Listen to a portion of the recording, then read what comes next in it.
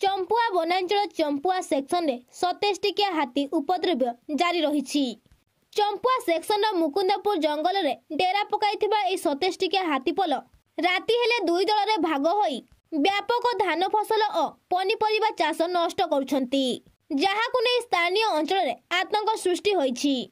गत राति ए हाथीपलरु 17टी हाथी गपपुर और मुकुंदपुर ग्राम रे होइथिबा पनीपरिबा चाष को खाइबा सह माड़ीदଳି नष्ट करथिबा बेले 10टी हाथी जामुदलक और मंगलपुर ग्राम रे व्यापक फसल नष्ट करिथिबा जणा पड़िछि।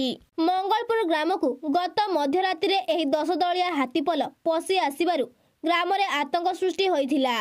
भय रे ग्रामवासी राति सारा उजागर रहिथिले। किछि समय धरी बाड़ी बगीचार उत्पात करिबा परे हाथीपल जंगल भितर को पळाइथिले। वन विभाग हाथीपलक गतिविधि उपरे तीक्ष्ण नजर रखिछि। हाथीपल दुई दल रे विभक्त होई उपद्रव करुथिबा बेले राति रे पडुथिबा घन कुहुडी जगु हाथीपलक स्थान चिन्हट करी घौडाइबा विभाग पई कष्टसाध्य होई पड़िछि। क्षतिग्रस्त चाषी मानकु विभागीय सहायता जोगाई देबाकू ग्रामवासी दाबी करिसंती। चंपुआर प्रदीप कुमार महांतक रिपोर्ट अनुध्यान टीवी।